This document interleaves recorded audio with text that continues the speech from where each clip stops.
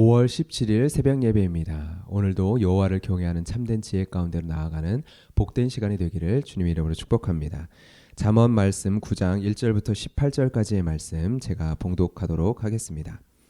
지혜가 그의 집을 짓고 7 기둥을 다듬고 짐승을 잡으며 포도주를 혼합하여 상을 갖추고 자기의 여정을 보내어 성중 높은 곳에서 불러 이르기를 어리석은 자는 이리로 돌이키라. 또 지혜 없는 자에게 이르기를 너는 와서 내 식물을 먹으며 내 혼합한 포도주를 마시고 어리석음을 버리고 생명을 얻으라. 명철의 길을 행하라 하느니라. 거만한 자를 징계하는 자는 도리어 능욕을 받고 악인을 책망하는 자는 도리어 흠이 잡히느니라. 거만한 자를 책망하지 말라. 그가 너를 미워할까 두려우니라. 지혜 있는 자를 책망하라. 그가 너를 사랑하리라.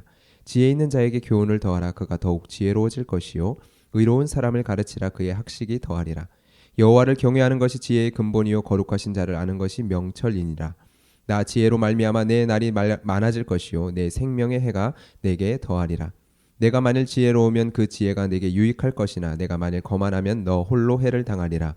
미련한 여인이 떠들며 어리석어서 아무것도 알지 못하고 자기 집 문에 앉으며 성읍 높은 곳에 있는 자리에 앉아서 자기 길을 바로 가는 행인들을 불러 이르되 어리석은 자는 이리로 돌이키라. 또 지혜 없는 자에게 이르기를 도둑질한 물이 달고 몰래 먹는 떡이 맛이 있다 하는도다. 오직 그 어리석은 자는 죽은 자들이 거기 있는 것과 그의 객들이 수월 깊은 곳에 있는 것을 알지 못하느니라. 아멘. 오늘 본문은 잠언의 서론 부분의 마지막 장입니다. 1장부터 9장까지 잠언의 서론은 10장부터 시작되어지는 본론, 개별 잠언에 앞서서 그 각 개별 잠언을 우리가 어떻게 사용해야 하는지 가장 중요한 지침을 내려주고 있습니다. 오늘 본문은 앞의 본문들처럼 지혜를 여성으로 의인화하여 두 여인을 등장시킵니다. 9장 1절부터 6절까지의 내용은요. 지혜가 집을 짓고 잔치를 준비하여 초대를 합니다. 그리고 13절부터 18절까지는 미련한 여인의 초대의 이야기가 나옵니다. 지혜의 초대와 미련한 여인의 초대를 통해 오늘 본문은 다시 한번 우리에게 질문하고 있습니다.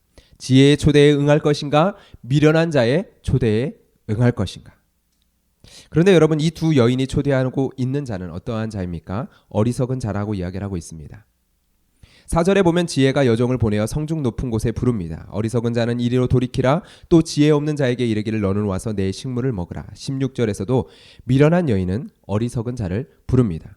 15절부터 보면 자기 길을 바로 가는 행인들을 부릅니다. 그런데 그들을 가리켜 16절에 이렇게 이야기를 합니다. 어리석은 자는 이리로 돌이키라. 또 지혜 없는 자에게 이르기를. 내용적으로 의미적으로 봤을 때 4절에서 이야기하는 지혜 있는 여인이 지혜가 부르는 어리석은 자와 그리고 미련한 여인이 부르는 어리석은 자는 다릅니다. 그러나 질문을 하나 해보기를 원하는데요. 여러분은 여러분 자신을 지혜로운 자라고 생각하십니까? 아니면 어리석은 자라고 생각하십니까? 지혜로운 자라고 말하기에는 좀 그렇지만 그렇다고 어리석은 자다라고 자신을 규정하기에는 좀 그렇지 않습니까? 그런데 오늘 본문은 우리를 가리켜서 어떠한 자라고 이야기를 할까요?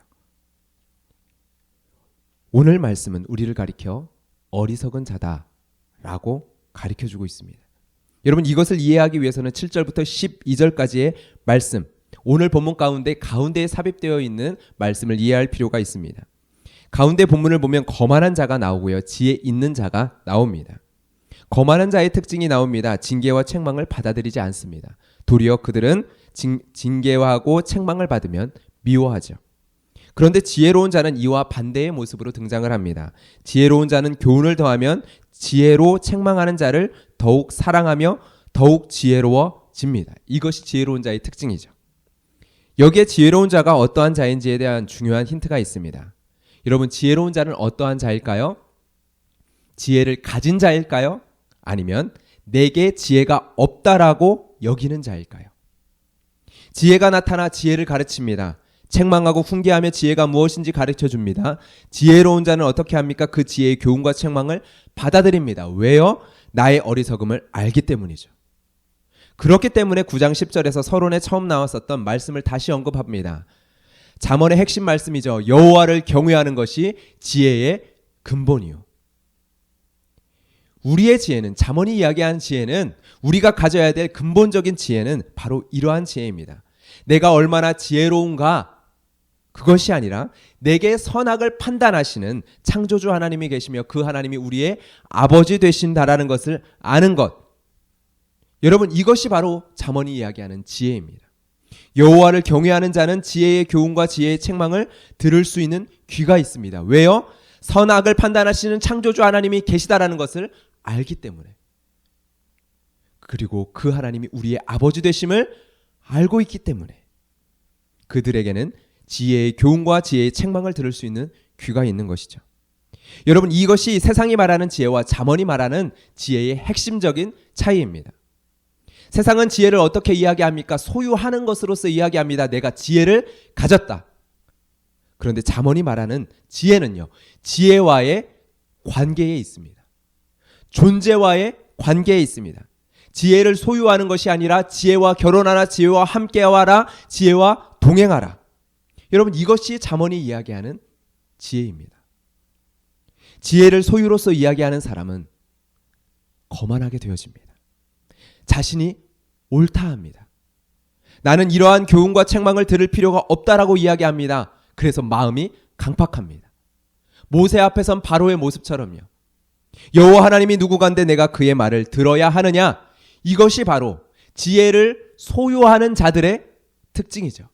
거만하고 강팍하고 내가 옳다, 내가 이 옳음을 가졌다.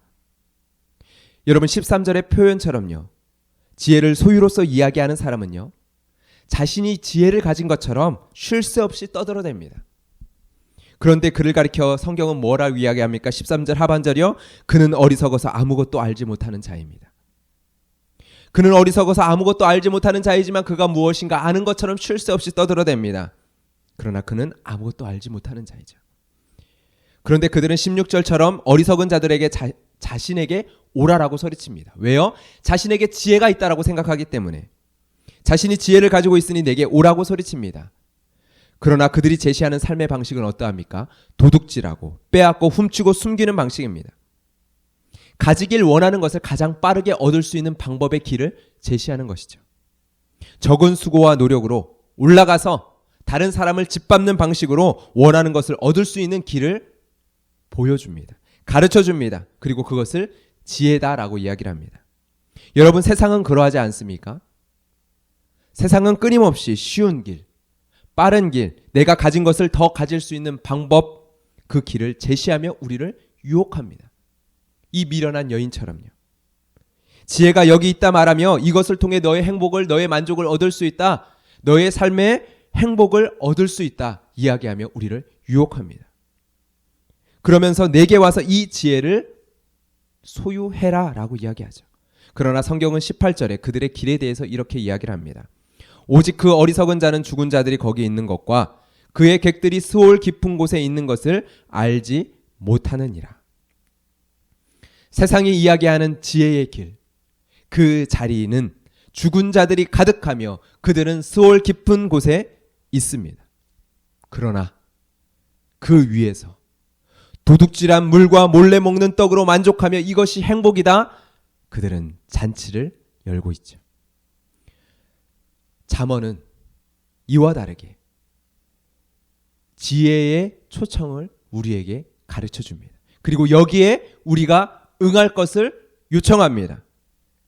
잠언이 말하는 지혜는 우리를 초청합니다. 직접 집을 짓고 짐승을 잡고 포도주를 혼합하여 향이 좋은 음료로 상을 내어 놓으며 우리를 초청합니다.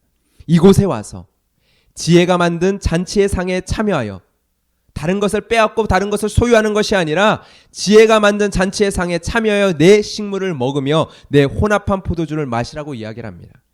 여러분, 이 지혜의 초청은 예수님의 초청과 동일합니다. 예수님께서 내가 너희들을 위하여 준비하는 잔치에 참여하라라고 말씀하시죠.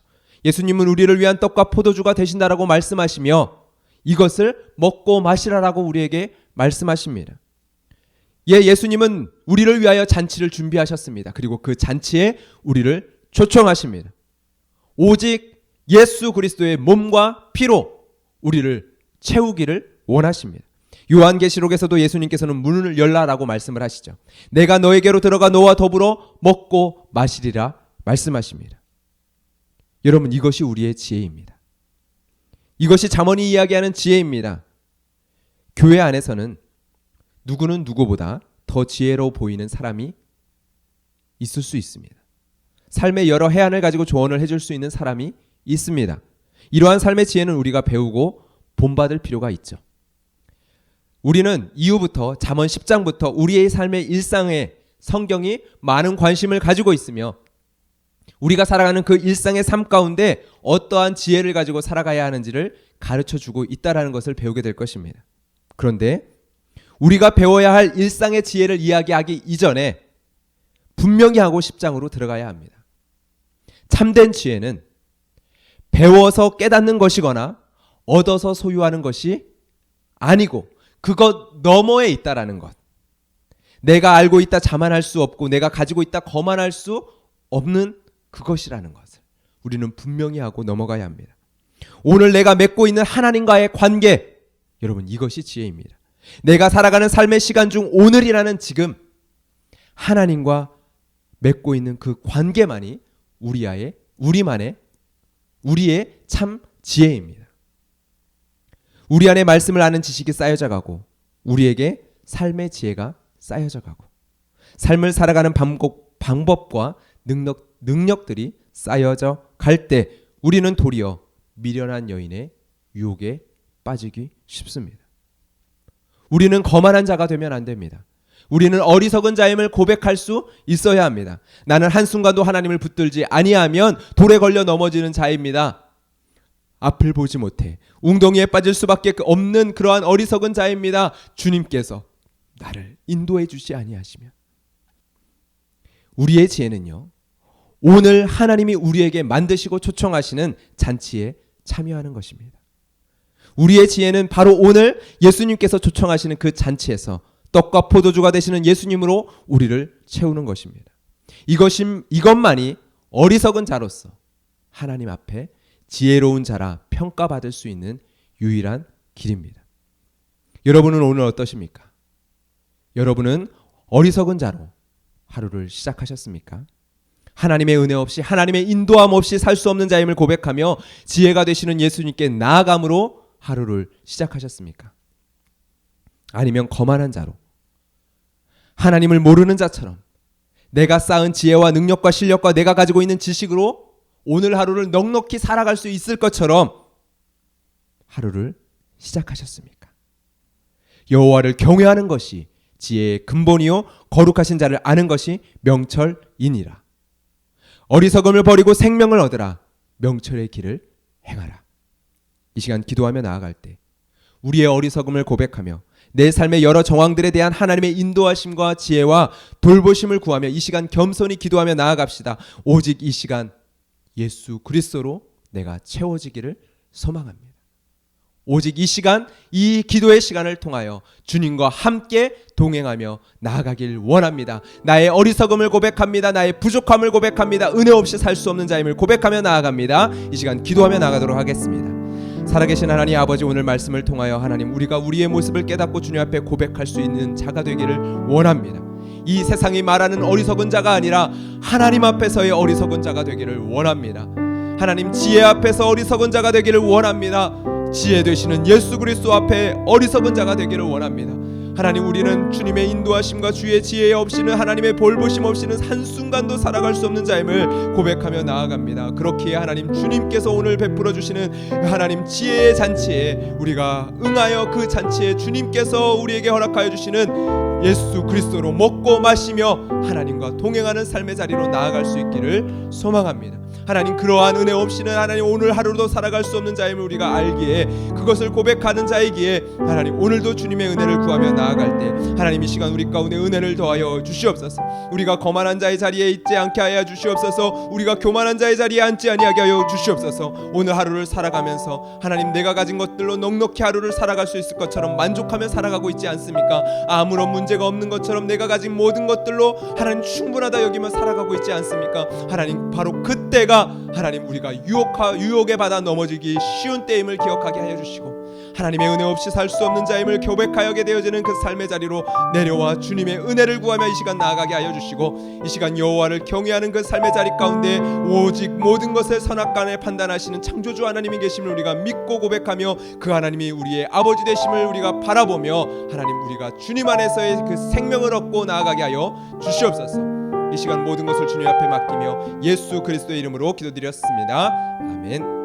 우리의 받은 삶의 여러 가지 정황의 기도의 제목들을 주님 앞에 아뢰며 나아갑시다. 기도하며 나아갈 때 오직 여호와를 경외함으로, 여호와를 경외함으로 오직 우리의 어리석음과 은혜 없이 살아갈 수 없는 우리의 연약함들을 고백하며 하나님 앞에 기도와 간구로 주님 앞에 아랠 것을 아뢰며 나아갈 수 있는 은혜가 있기를 소망합니다. 기도하겠습니다.